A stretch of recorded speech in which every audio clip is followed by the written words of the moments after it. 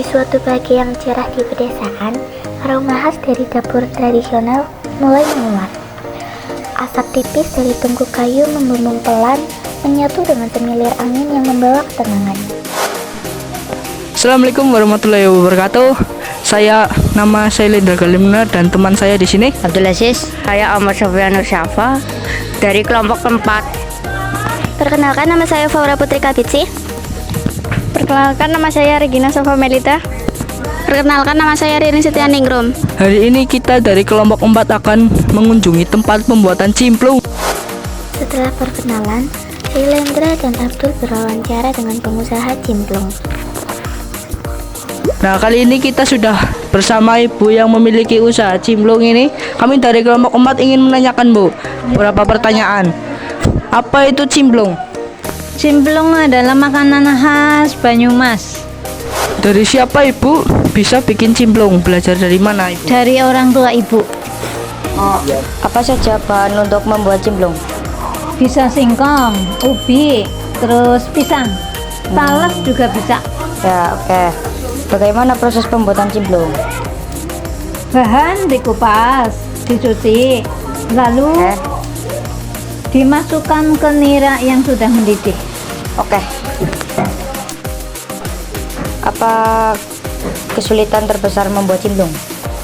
Kesulitannya ya kalau misalkan hujan terus kan nggak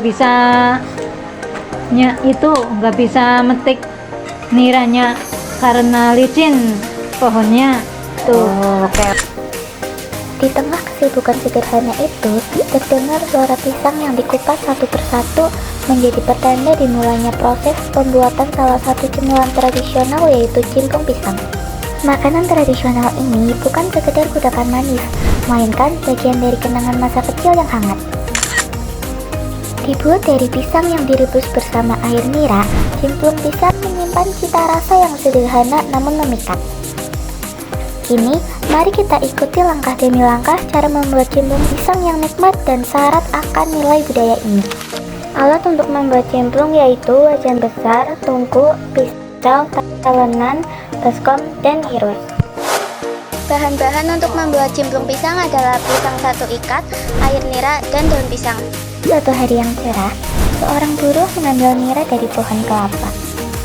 Dengan membawa wadah, mereka memanjat pohon kelapa yang tinggi dengan hati-hati. Setiap tetes nira yang terkumpul memiliki rasa manis alami dan segar. Proses ini biasanya dilakukan pagi atau sore hari agar nira tidak cepat basi. Setelah wadah penuh, nira diturunkan dan dibawa pulang kemudian diolah. Cairan manis ini menjadi bahan penting dalam pembuatan cimplung karena memberikan rasa khas yang gurih, manis sekaligus aroma harum yang alami. Dengan cara tradisional ini, nira yang diperoleh tetap terjaga kesegarannya sehingga hasil cimplung yang dibuat pun lebih nikmat. Setelah nira segar berhasil dikumpulkan, proses pembuatan cimplung pun dimulai. Pertama, pisang dipotong menjadi 2 bagian dan dipotong lagi menjadi 3 bagian. Setelah pisang sudah dipotong semua, pisang dimasukkan ke dalam air nira yang sudah mendidih. Masak pisang sampai matang dan berwarna coklat. Setelah dirasa cukup matang, pisang yang sudah matang kemudian diambil dan ditiriskan, lalu masukkan ke dalam wadah. Setelah agak dingin, cimplung dikemas dalam mika yang beralas daun pisang dan diberi topping coklat agar menarik perhatian pembeli. Pengemasan dilakukan rapi agar cimplung tetap bersih, menarik, dan siap dinikmati dan dijual.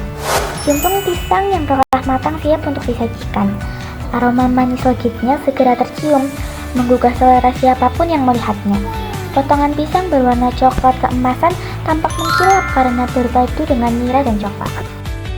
Dengan selesainya seluruh rangkaian proses, mulai dari pengambilan nira, pemilihan pisang, pencampuran bahan, hingga pengemasan, pembuatan cimplung pun berhasil dilakukan dengan baik.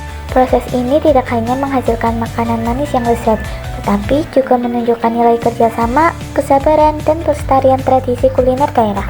Cimplung yang dihasilkan memiliki cita rasa khas yang manis, gurih, dan harum, menjadi bukti bahwa makanan tradisional masih dapat dinikmati serta dijaga keberadaannya. Melalui kegiatan ini, kita dapat memahami bahwa pembuatan cimplung bukan hanya sekedar memasak, melainkan juga bentuk warisan budaya yang patut dilestarikan. Dengan demikian, pembuatan cimplung diharapkan mampu menumbuhkan kecintaan terhadap makanan tradisional sekaligus mempererat kebersamaan dalam setiap langkah prosesnya.